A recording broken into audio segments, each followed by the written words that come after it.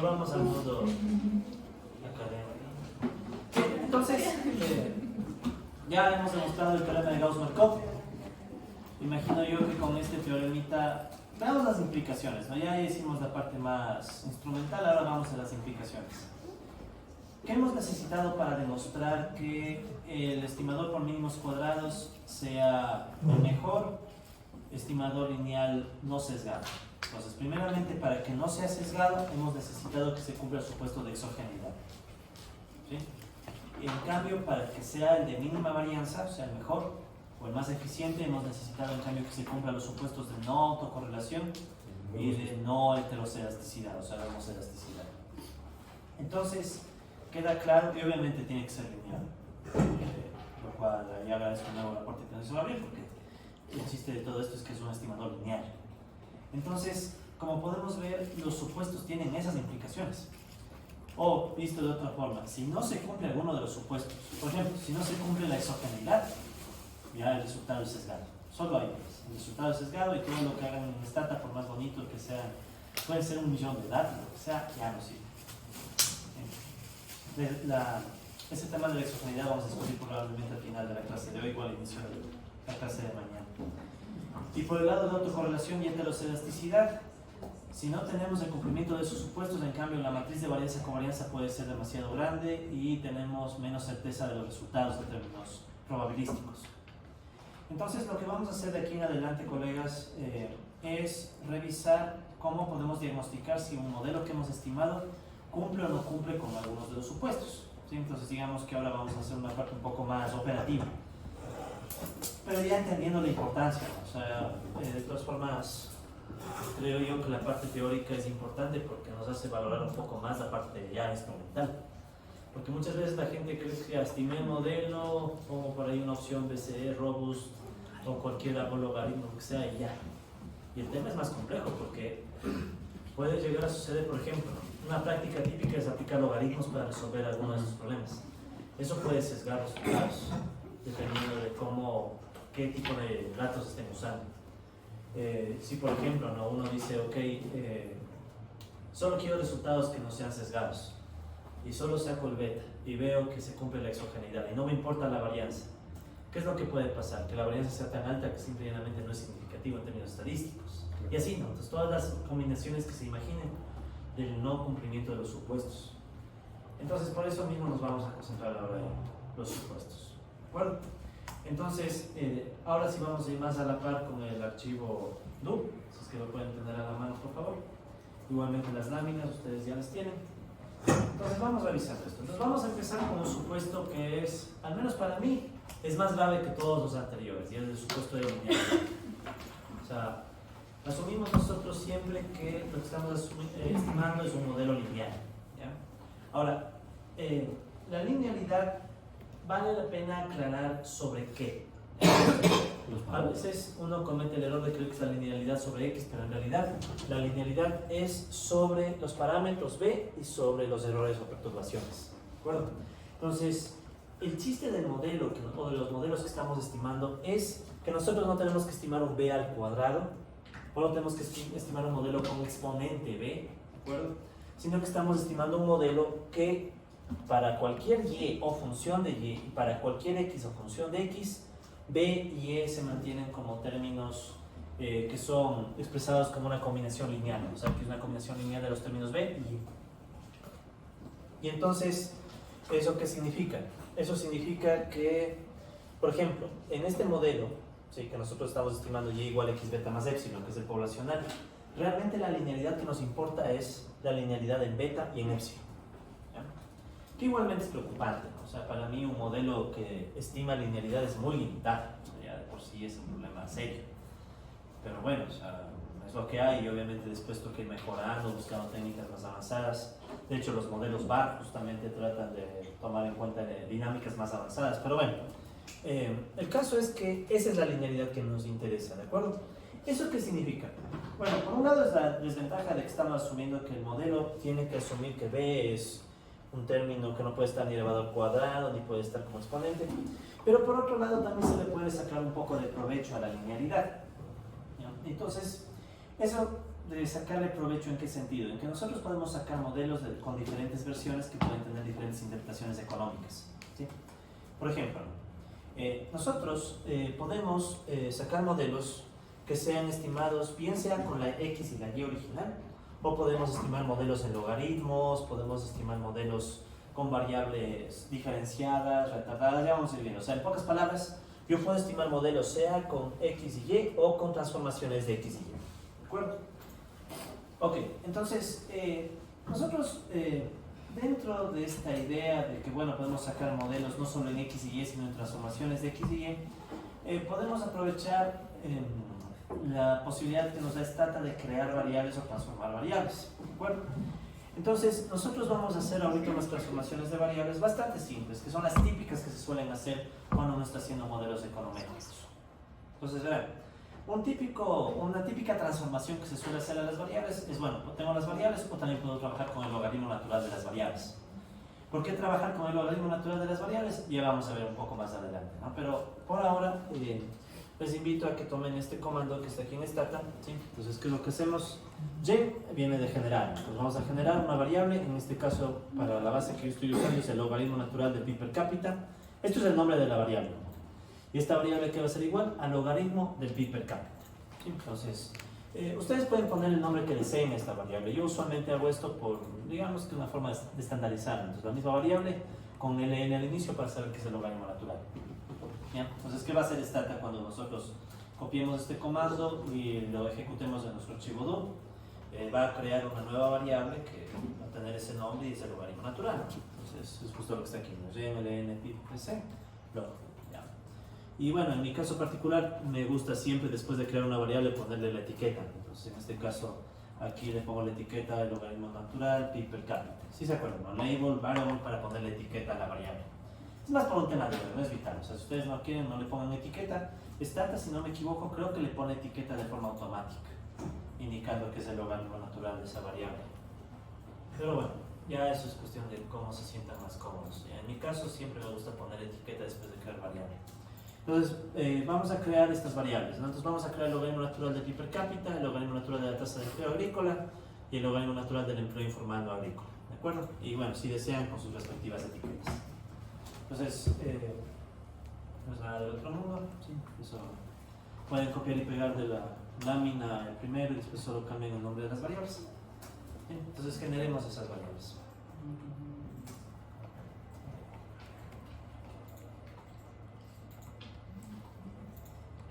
Ya. Entonces, una cosa que vale la pena tener presente es que cuando generemos el logaritmo natural de una variable, hay que tener cuidado con los valores negativos.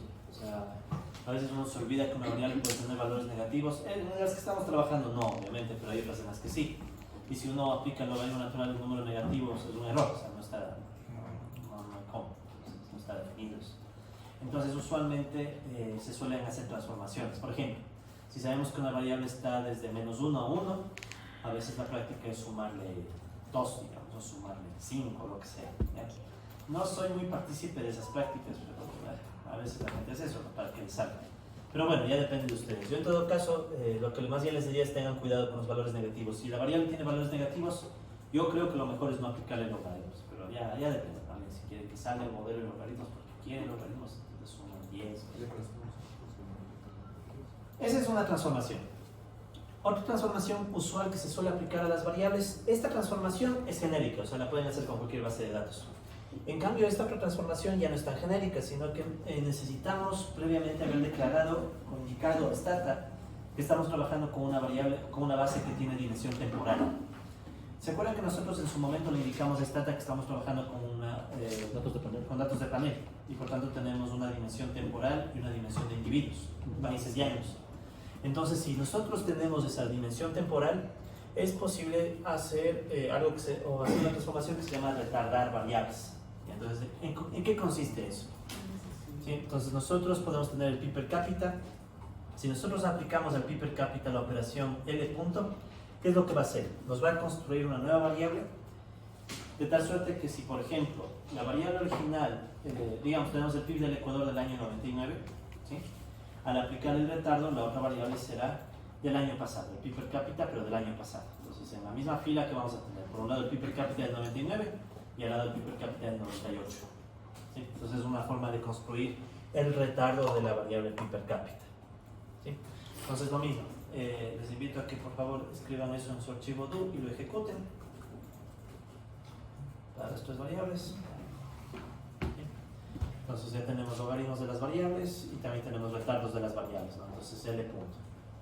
¿Sí? Entonces aquí le pongo L1, yo usualmente le pongo así, ¿no? L1 piper cápita. ¿Por qué L1? Para indicar que es el primer retardo. Porque también podríamos hacer no un retardo, sino dos retardos. O sea, la variable retrasada 2 años, 3 años, etc. ¿Ya? Entonces hagamos esa transformación. Yo creo que la hice.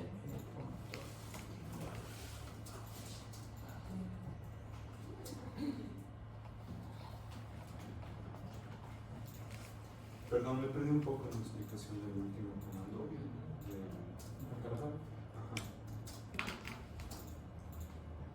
Ya, solo un segundo.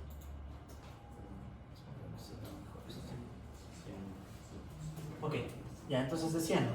El L punto es como que toma las variables y mejor veamos la base, qué es lo que hace. Digamos que aquí tengo el PIB de China, ¿ya? CHN es China en esta base de datos. Entonces tengo China, el PIB per cápita. ¿Ya? Entonces, ¿qué es lo que podemos ver? Vemos aquí que... quiero ver dónde empieza esto ya. China tiene datos de PIB per cápita desde el 90 hasta el 18. Ya. Entonces, ¿cuál es el retardo de...? Perdón, hasta el 19. El 19 está vacío. Entonces, esa es la medición del PIB en cada año. En cambio, ¿cuál es el retardo? Es, por ejemplo, en el 91, el PIB per cápita de China era de $1.640.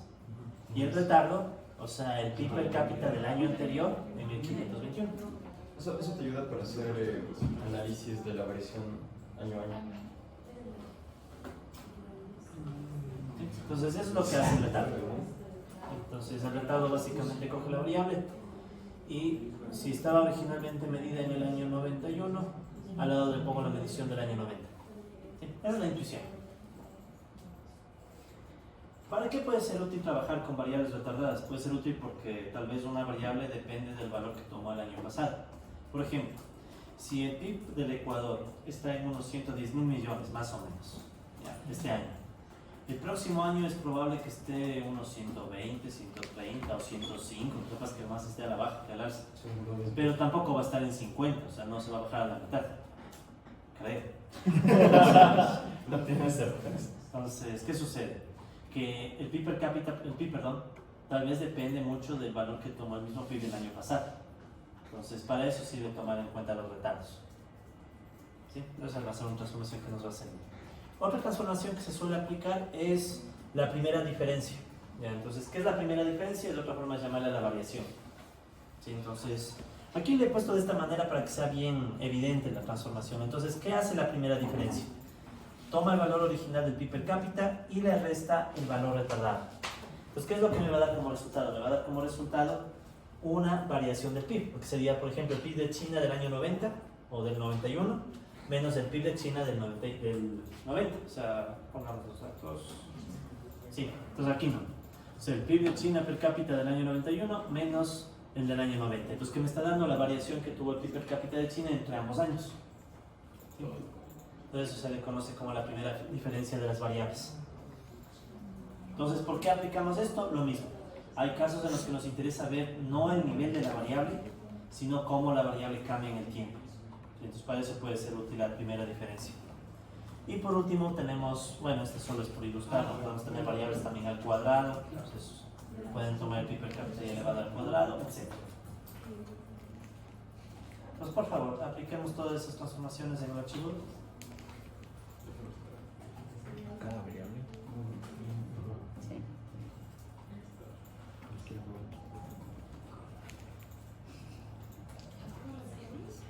Sí.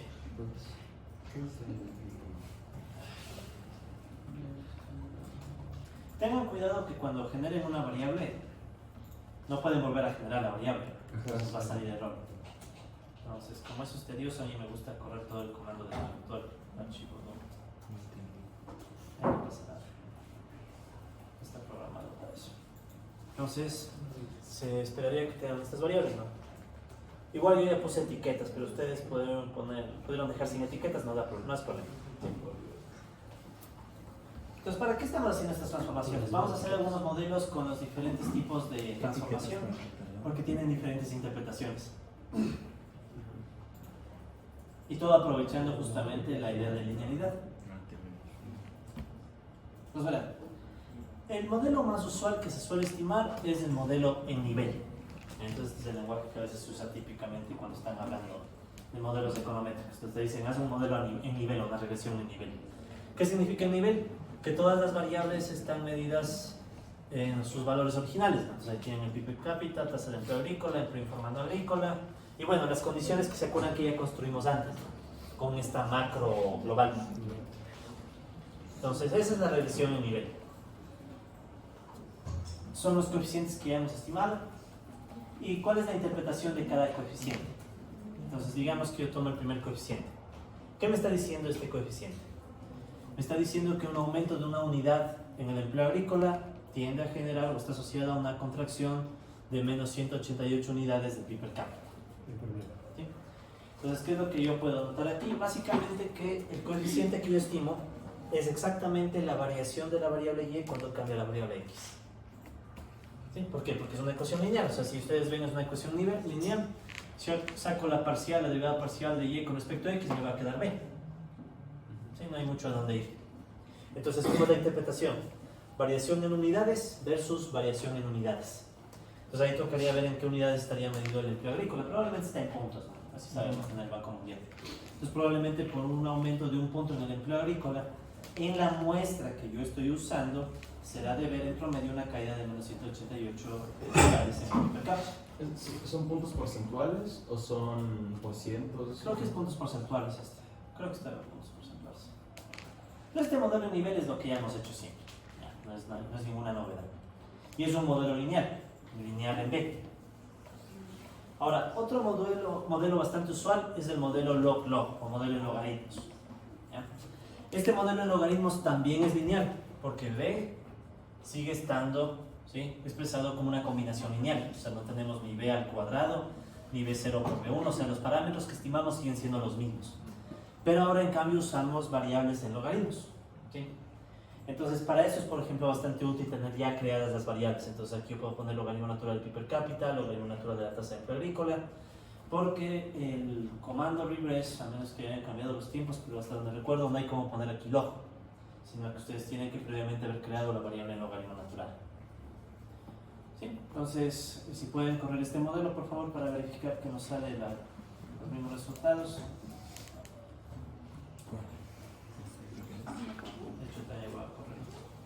Pero no les quedan las variables. Ah, la verdad es el cuadrado también. Pero sí estoy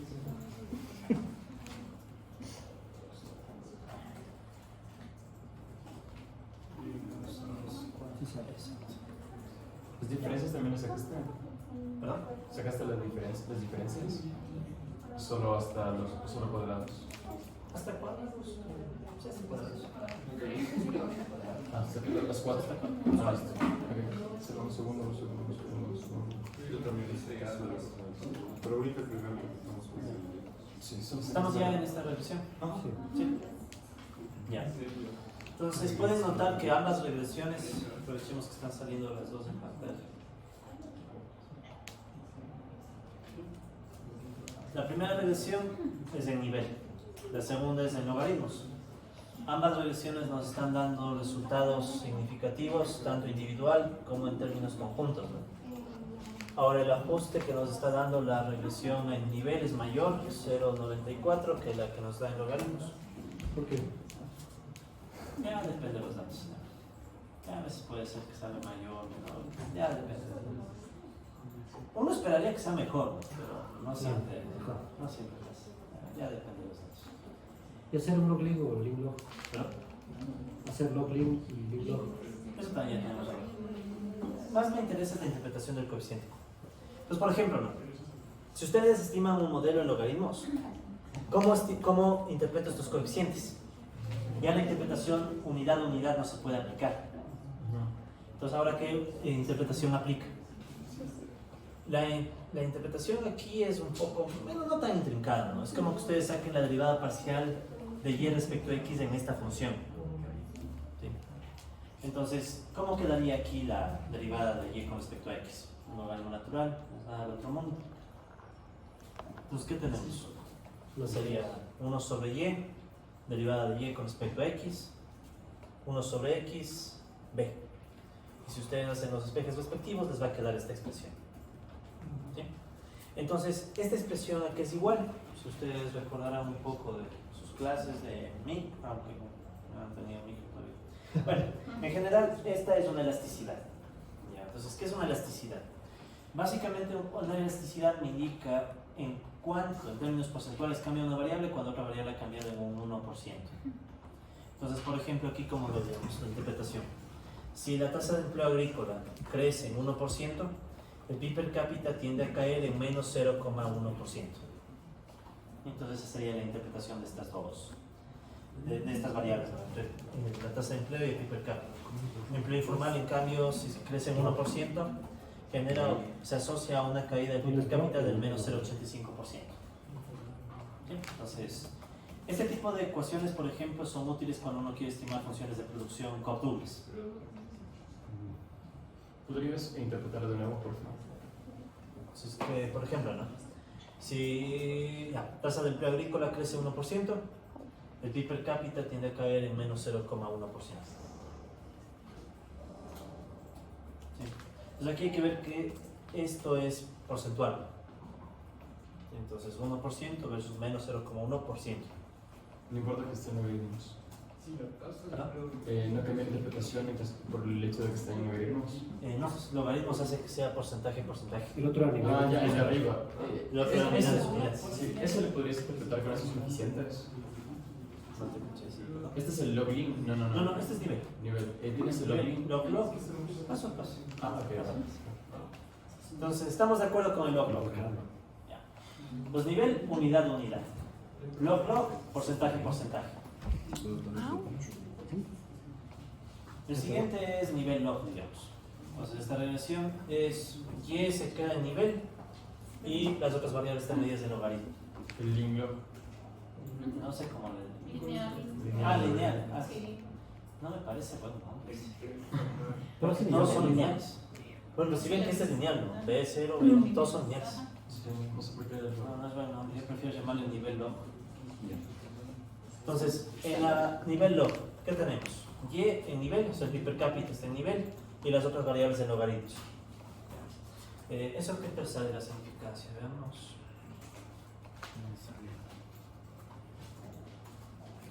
Sí, también sale significativo.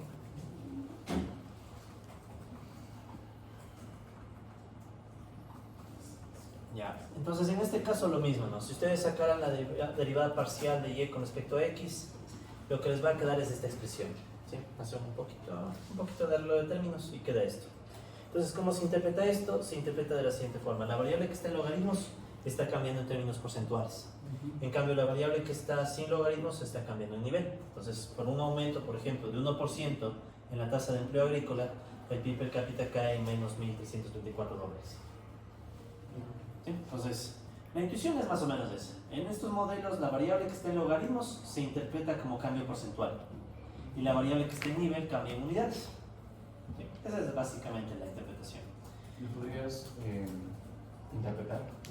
Claro, o sea, un aumento de 1% en el empleo agrícola, la tasa de empleo agrícola, Ya. Reduce el PIB per cápita. reduce el PIB per cápita en menos $1,300. Ah, ya. Directamente por la unidad.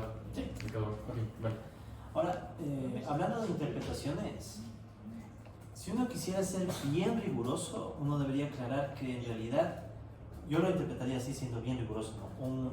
Dentro de la muestra en la que hice la estimación, un aumento de 1% en el empleo agrícola se asocia a una caída de menos $1,300 en el PIB per cápita. En promedio. En promedio, en la muestra. Sí.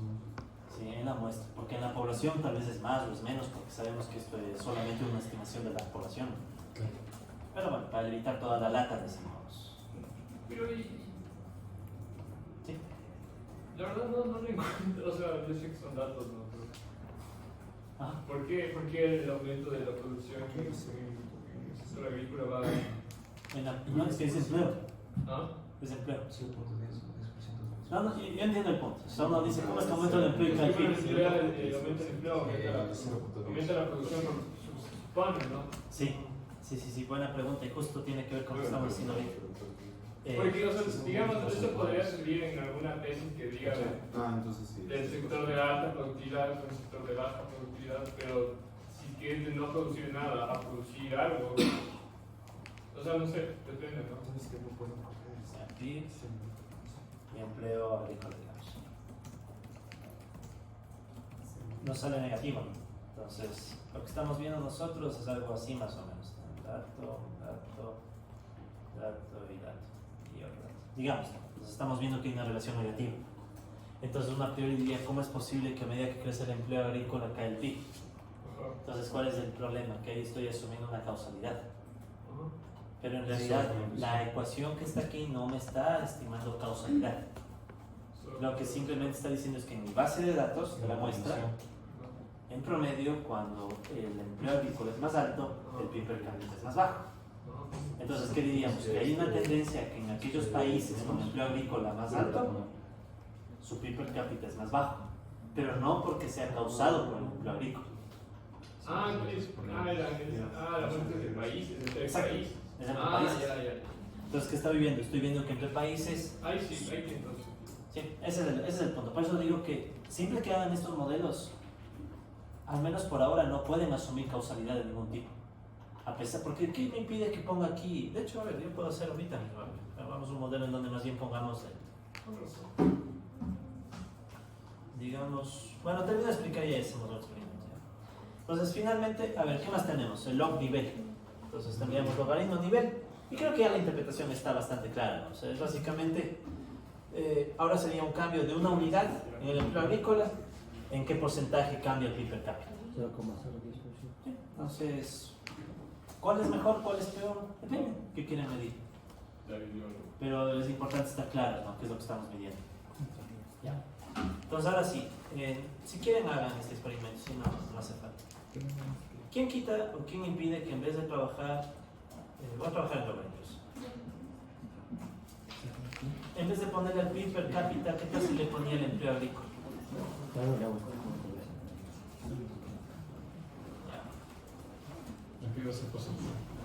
Por ejemplo, hice este modelo. Ahora tengo aquí el empleo agrícola y el PIB per cápita está en las explicativas. Entonces, ¿qué pasó aquí?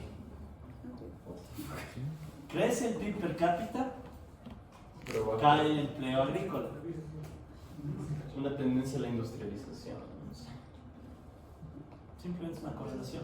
O sea, simplemente está diciendo que en la base de datos, en los países estudiados, los países de PIB más alto a la vez son los países de empleo agrícola más bajo. Claro, es que es una...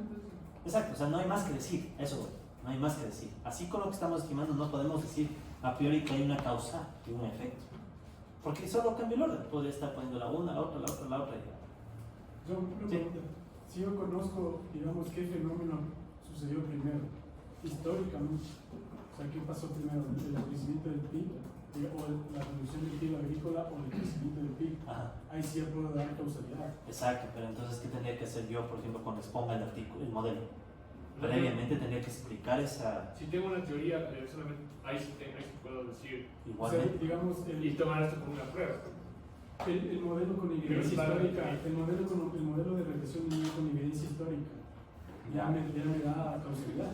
Claro, o sea, yo estaría diciendo que la evidencia histórica, si es lo suficientemente fuerte, de hecho, ya la evidencia histórica solita me daría causalidad. O sea, sí, pero... Esto a lo sumo me no le puedo cuantificaría. medir. Exactamente. Pero la causalidad no vendría de acá, Sí, sino que vendría del histórico. y ahí ya puedo decir que ese dato es como que una relación unidireccional. Como que se aproxima. Porque es una muestra, como que se aproxima. Sí. Pero ahí viene de nuevo, lo importante es que la causalidad nació, o la explicación de causalidad vino del histórico, Exactamente. no del modelo. ¿Sí? Entonces los modelos lo que van a cuantificar correlaciones, los datos cómo se relacionan con nosotros en la muestra que estoy analizando, nada más. Luego, y de hecho casi eso es econometría 2, ahí es cuando uno trata de encontrar causalidad aquí. Porque digamos, si esa historia tiene implicaciones en el modelo, o sea, si yo podía poner parte de la historia como una ecuación, entonces yo podría cambiar la forma de estimar el modelo. Y ahí yo le estaría dando causalidad al mismo modelo. O sea, por ejemplo, digamos que mi historia dice que hay una variable intermedia que influye entre estas dos, digamos. Yo sé cuál influye A, influye B, influye C. Ya. Entonces yo podría usar esta variable intermedia en otro modelo para mejorar el modelo original. Esa es, digamos, la intuición en algo que se llama variables instrumentales, por ejemplo. ¿Sí? Entonces eso es lo que van a ver en econometría 2. O sea, más o menos cómo encontrar ya no solo correlaciones, sino causalidades. Sino que se de imaginar, si solo llegar a correlaciones es fuerte, demostraciones, todo. Chuta. Solo llegar a causalidad lineal es fuerte. Después, pero bueno, ya creo que tienen una noción de esto. Listo, entonces en todos los modelos que hemos revisado, absolutamente todos son lineales. ¿Sí? Ese es el punto medular del por qué estoy haciendo estos modelos.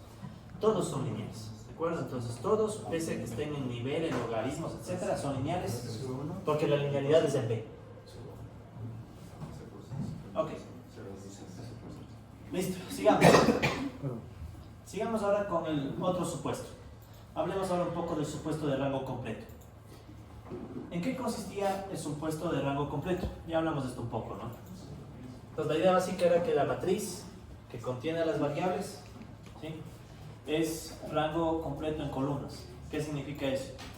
Que si yo estoy usando cada variable incluyendo la constante, entonces la matriz debe tener k columnas linealmente independientes. Ninguna variable aporta información contenida en la otra variable, en términos más intuitivos.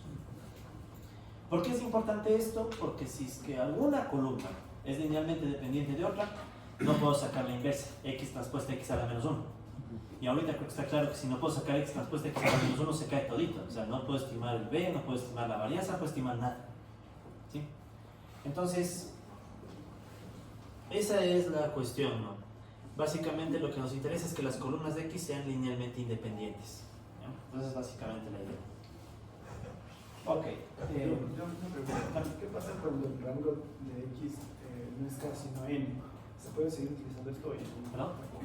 Cuando el rango de X no es K sino N, pues se puede seguir utilizando El tema es dados de libertad, en cambio. El tema es que ya no tengo los datos suficientes como para...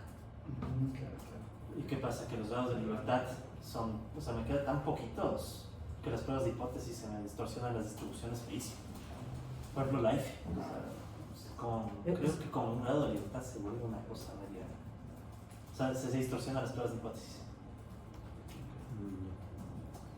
Siempre lo deseable es tener el mayor número de observaciones. Porque uno, la pregunta que se va a leer es muy buena. O sea, ¿qué tal si yo tuviera una matriz casi cuadrada en mi base de datos? Digamos, tengo 10 variables y tengo 10 países. Supongamos, 10 variables, 10 países. La matriz es cuadrada. Entonces quiero estimar B, que son 10 coeficientes, con 10 datos. Y aunque parezca mentira, yo he visto esto. Por ejemplo, de hecho, el modelo que estamos haciendo, si somos ya rigurosos, uno dice 90 observaciones es bajo. Es bajísimo, de hecho. O sea, esto como para una cuestión de clase está chévere, pero ya para una publicación, 90 observaciones es nada. Entonces, ¿qué sucede? Que el chiste es que yo tenga el mayor número posible de observaciones para tener más grados de libertad y que mis estimaciones sean más robustas. Pero sí podría, o sea, Stata podría sacar hasta con 15, creo, o 10. A ver, ¿cuántos tiene? 3. Con 4. O sea, tengo 4 países y ya podría sacar esto. Pero bueno, entonces esa es la idea. Pero ¿y qué es mucho poco o depende mucho de la población? ¿Qué cosa? El número de variables, ¿qué es mucho, qué es poco?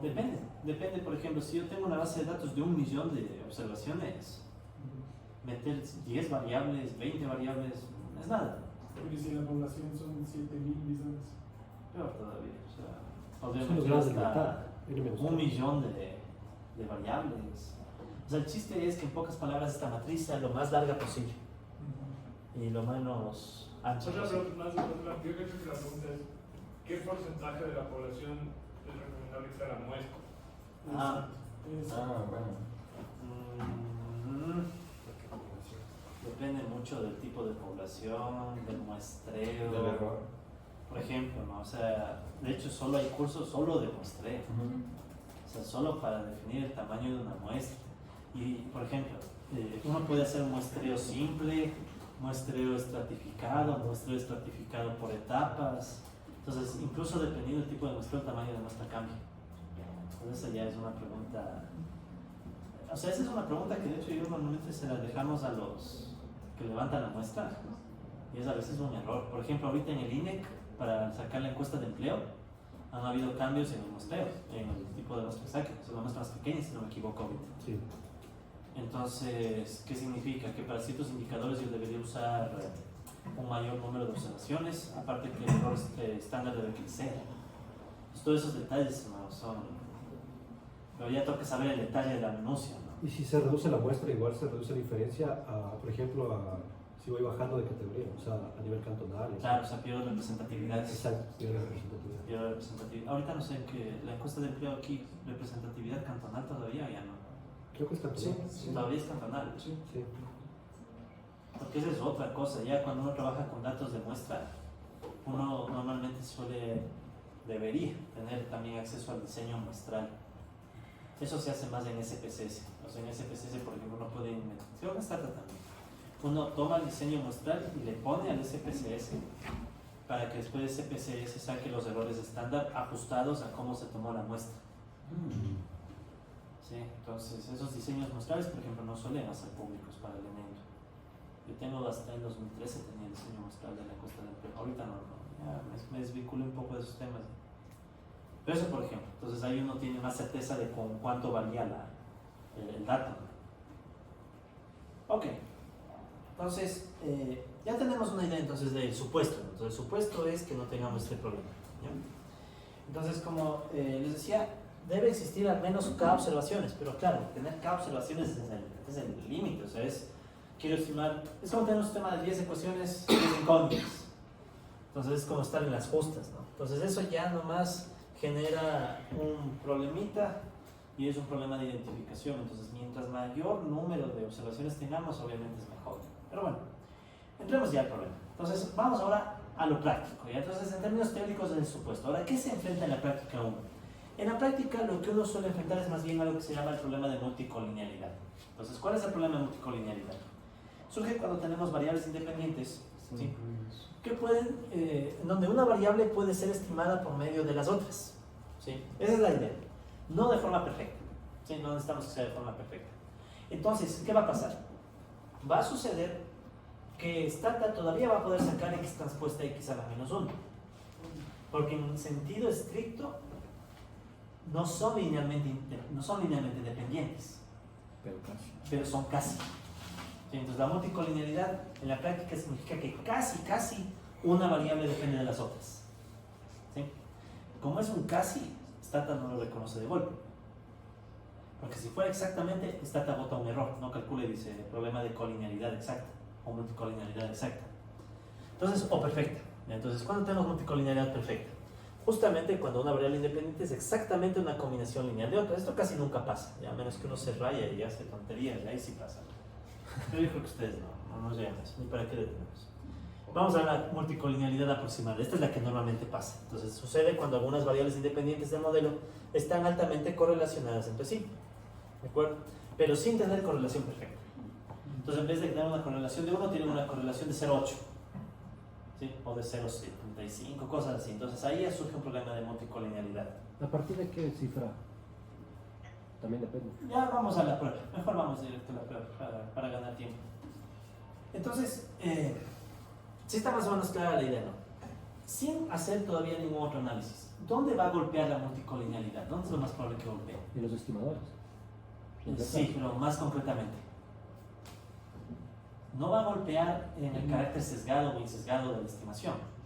Va a seguir siendo insesgado.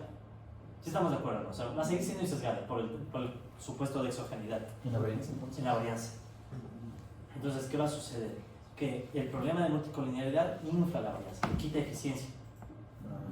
¿Sí? Eso es lo que genera la multicolinealidad. Le quita eficiencia y por tanto la varianza se hace más grande y tengo menos certeza de los valores que yo he estimado. Porque si bien, o sea, es algo que afecta a la x transpuesta a x a la menos 1, que es justamente la matriz de fuerza con la varianza. Incluso si tengo mucha multicolinealidad, y eso es típico, ¿qué pasa? No tengo aquí un ejemplo práctico, pero en un ejemplo práctico, cuando tienen mucha multicolinealidad, suele pasar que ustedes mueven las variables un poco, quitan una, sacan otra, ponen otra, y los signos empiezan a cambiar. Entonces, cuando uno tiene un modelo y empieza a poner variables y los signos cambian muy bruscamente, es probablemente hay un problema de multicolinealidad. Y es por esta varianza. Es una varianza tan alta que genera inestabilidad. Claro que también puede ser una ventaja, ¿no? Yo quiero que salga negativo porque mi teoría dice que sale negativo. Entonces, ¿cómo hago que salga negativo? Meto más variables que tengan algún problema de multicolinealidad hasta que salga negativo. ¿Sí? Entonces busco variables que estén un poco correlacionadas. No tienen que estar tan correlacionadas, aunque estén algo. Y le pongo variables hasta que de repente vamos a salir el signo que quería. ¿Sí? Pues obviamente que eso no publican en ningún lado, ¿no? Pero digamos que están vendiendo el proyecto a alguien. Entonces quiero vender el proyecto a alguien y quiero que salga el signo que querían escuchar los que me contrataron. Entonces meto variables hasta que salga el signo. Ya, ¿verdad? Es lo que querían, ¿no? Con eso se hacen plata. En fin. ¿Cuál es la prueba por esto de multicolinealidad en Stata? Tenemos dos. O sea, la usual es analizar algo que se llama factores de inflación. ¿Cómo es? Ya lo olvidé el español. Factores de incremento de la varianza. Ya vamos a ver eso. Tenemos aquí la prueba. Ok, colegas. Entonces vamos a hacer lo siguiente, ¿no? Ahora ya tenemos claro cuál es el problema, ¿no? La multicolinealidad. Ahora vamos a hacerlo práctico. Entonces, por favor, en las láminas ustedes tienen esta regresión, sí que está resaltada en rojo. Vamos a correr este modelo. Vamos a hacer un regress con el pi per cápita, el retardo del pi per cápita y las variables que hemos estado manejando hasta ahora. Sí, pues vamos a hacer eso. Igual este archivo DU que tengo a la mano ya les voy a pasar, ¿no? Porque aquí está todito lo que estoy haciendo. Entonces, verán, vamos a correr este modelo, vamos a hacer una regresión con retardo y las otras variables lo mismo que hemos manejado. Este tiene multicolinealidad, ¿no? Vamos a ver cómo evaluarlo. Ya, entonces tenemos este modelo. Este es un modelo en donde vemos que el ajuste es del 0,99. Eso es una maravilla, ¿no? El ajuste fue lo que nos interesa. Todo es significativo individualmente, es significativo en términos globales, ¿ya? Pero vemos que tiene la particularidad de que el pi per cápita depende del pi per cápita del periodo anterior, porque está un retardo. Por cierto, otro tema. Usualmente en variables económicas hay que esperar que cuando ustedes pongan retardo, aquí les salga un valor menor a 1, usualmente. Un valor menor a 1 aquí significa que tienen una serie estable. O sea, si el PIB en un año fue, digamos, 1, en el siguiente año es 0,87. Entonces es como que se está estabilizando. Porque lo contrario significaría que tengamos un coeficiente mayor a 1, significa que la variable crece. Eso normalmente pasa cuando hay hiperinflación. Pues cuando hay hiperinflación uno hace un modelo de la inflación respecto al año anterior y encuentra un coeficiente mayor a 1. Entonces ahí es que uno encuentra un síntoma. No es que ya con eso digo hiperinflación, pero es un síntoma. Es un posible síntoma de hiperinflación. Pero bueno, entonces vemos que aquí sale algo menor a 1, entonces como que está relativamente estable, todo significativo, etc. Entonces vamos a evaluar la existencia o no de multicolinealidad. Entonces, una primera forma de verificar, de intuir si hay una multicolinealidad es hacer la matriz de correlaciones. Entonces, esa es, digamos, la forma más burda en la cual a veces la gente hace esto. Entonces, puedo yo sacar la matriz de correlaciones, que es solo core, y todas las variables que están ahí, desde el retardo del PIB y la tasa de empleo agrícola y el empleo informal, no agrícola. Voy a tener aquí los modelos. Ya, entonces aquí tienen el modelo y aquí deben tener la matriz de correlaciones. Entonces, si corren ese código, también les va a salir a ustedes esta matriz.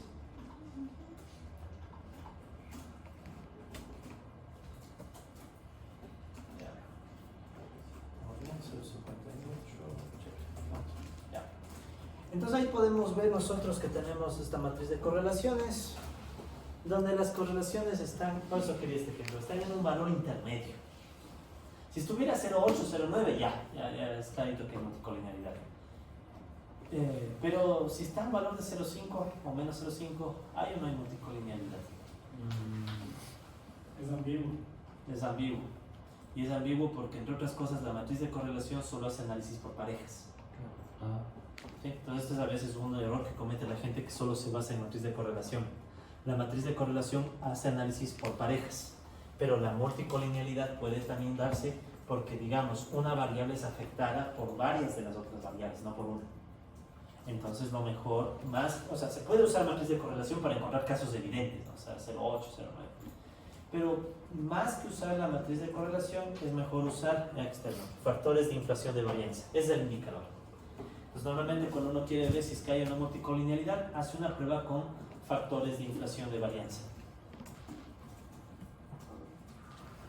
Pues está más o menos claro en el punto. O sea, si es que uno quisiera encontrar algo muy evidente, matriz de correlaciones.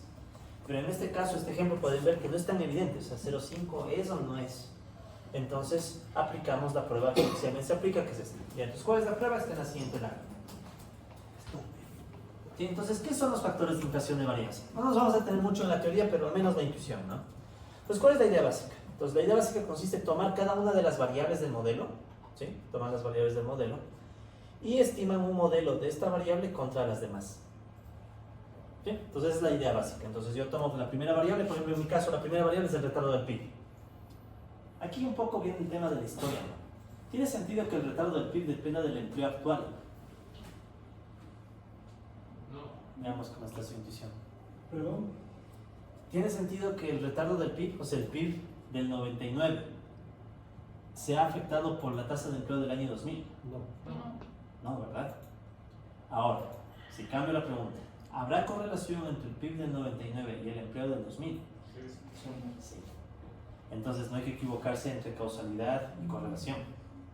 Entonces puede tranquilamente ser que por términos históricos no hay ninguna causalidad, pero en cambio sí puede haber correlación. Entonces sí puede haber multicolinealidad. ¿Sí? Entonces eso es a veces otra cosa que a veces uno confunde, como cree que está haciendo estimaciones de causalidad. Dicen, no, pues salió correlación alta, pero no hay por qué preocuparse, el PIB del año anterior no es causado por el empleo actual, pero sí puede haber correlación. O sea, por ejemplo, si el PIB del 99 es un PIB bajo por una crisis y el empleo del 2000 es bajo por una crisis, hay correlación. Entonces, ambas variables tienen un aspecto común que es la crisis. Entonces, esa crisis puede causar un problema de multicolinealidad. Entonces, ya depende cómo los criterios que vamos tomando, ¿no?, para analizar esto. Pero bueno, entonces, esa es la idea inicial, ¿no? Tomamos cada variable, hacemos regresión con respecto a las demás. Y sacamos el R cuadrado. Ya sabemos que el R cuadrado es básicamente que también ajusta la ecuación. Una pregunta. Es, digamos, sobre las variables independientes estas. Sí, todo es sobre la independiente sale y la independiente sale, ajá. Porque ahorita quiero ver si por si acaso las variables dependientes tienen información que explica alguna de las otras igualmente independientes. Si yo encuentro alguna con un R cuadrado muy alto, me deshago de esa variable, porque esa variable no está aportando nada nuevo. Entonces, ¿qué hago? Corro estos modelos, tengo los R cuadrados, y de esos R cuadrados saco este factor, que se le conoce como el factor de inflación de varianza, que no es nada más que coger 1 sobre 1 menos R al cuadrado. ¿Ya? Entonces, ¿qué pasa aquí cuando aumenta R cuadrado? Cuando aumenta el ajuste. Recuerden que tiene el tope de 1. Entonces, a medida que R cuadrado sube, todo este denominador cae y el factor tiende a infinito. ¿Sí? Entonces, es como sacar un factor que le vuelve muy sensible al valor de R cuadrado. Entonces, mientras más alto R cuadrado, esto se acerca más a infinito.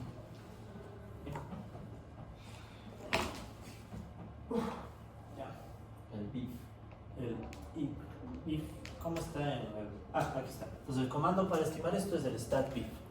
Entonces, hay que tener un poco de cautela que esto se suele aplicar inmediatamente después de la regresión. Correr una regresión y después de correr la regresión, corren el stat_pif. Entonces, ¿afecta lo que corrimos la matriz de correlación? creo que no. Afecta. Cosa del el modelo. Chévere. Pues ahí está el stat_pif. El otro. 1 sobre... ¿Cuál es el máximo del PIB para determinar si hay multicolinealidad? Ya.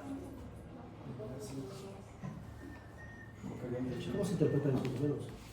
Ahorita vamos a ver, solo quiero ver algo que está medio raro. Bueno, a ver, vamos acá. Ya, entonces, R cuadrado cuando es 1, esto se hace infinito, digamos. Ya. Cuando se hace 0, esto es 1. Ya, entonces, por ejemplo, ahí tenemos unos intervalos para interpretar. R cuadrado 0, esto sería 1. Sería como el valor ideal. X no depende para nada de las otras, o no está correlacionada para nada de las otras, con las otras. Entonces, significa que mientras más bajo es el factor, es mejor. Bien. Entonces, a ver qué tengo aquí. Usualmente cuando se tiene un factor menor a 5, debería ser mayor a 5, ¿no? Ajá, es mayor. Sí, ahí está al revés del signo. Sí, tengo que cambiar. Entonces, ¿qué sería lo deseable? Lo ideal. Factor es 1. Ese sería el mundo ideal. La variable x1 no depende, no está correlacionada para nada con las otras. ¿Ya? Pero en la práctica lo que veremos son unos factores un poco más altos que 1, pero no tan altos. ¿Sí? Mayor a 5. No, es mayor a 10. A ver, ¿cómo se llama? ¿Qué es esto en la madrugada? Sí, Creo que es 10. Veamos por favor en Google. O sea, en Google resuelve estas más. Ya.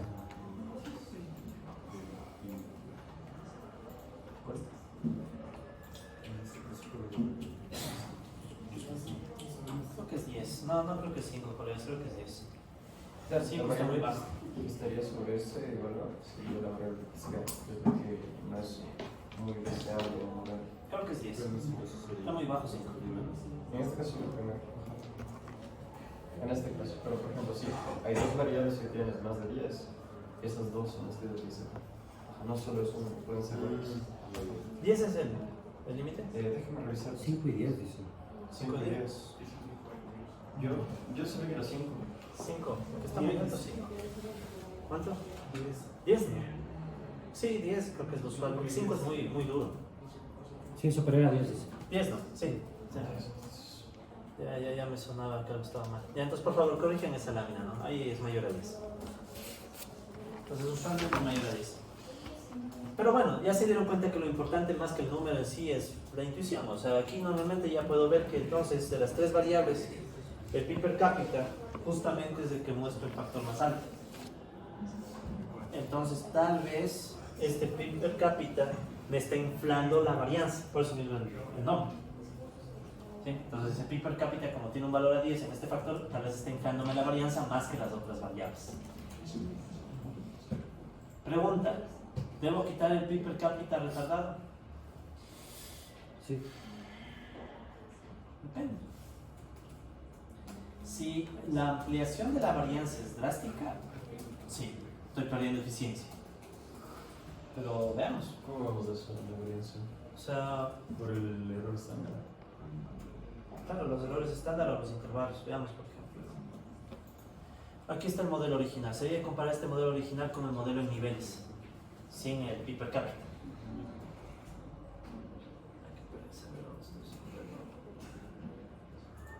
El primerito.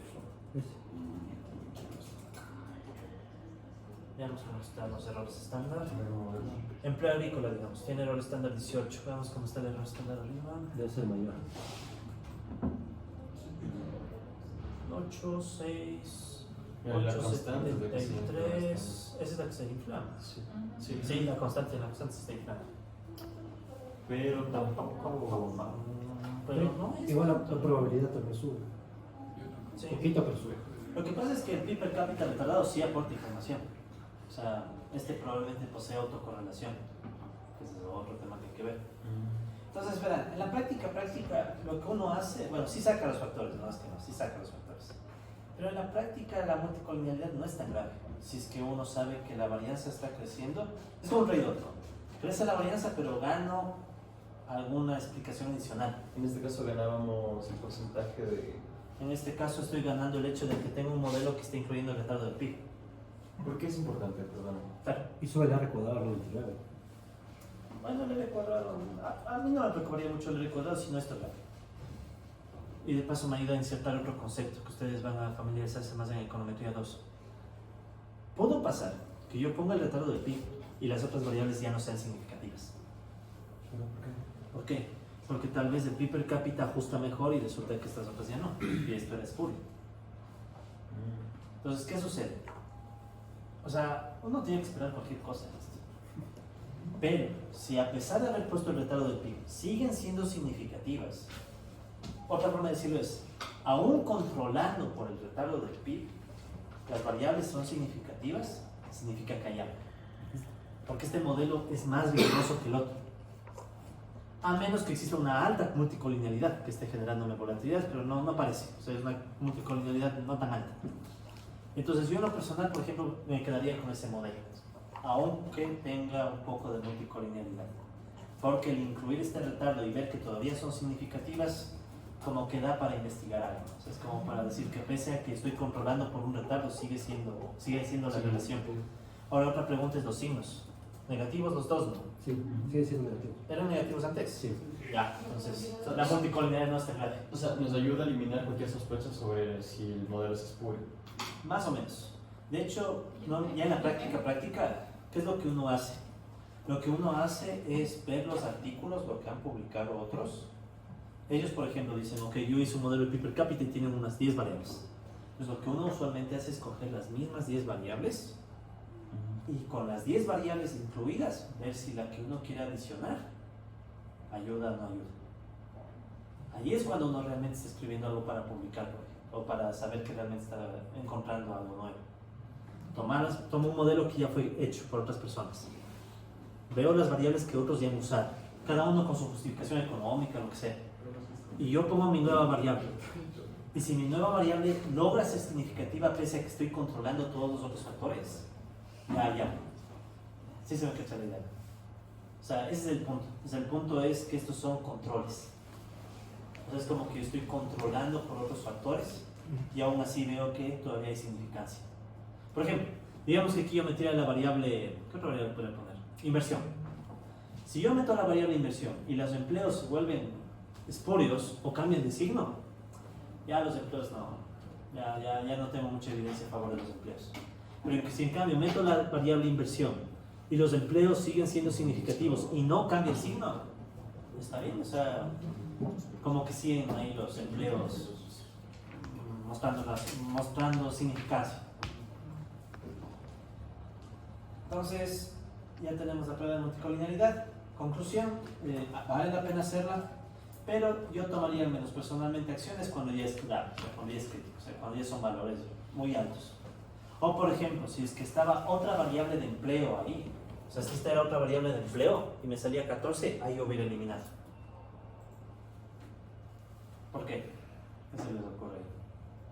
Tengo dos variables de empleo y una tercera variable de empleo me está inflando la varianza. Ahí sí, Claro.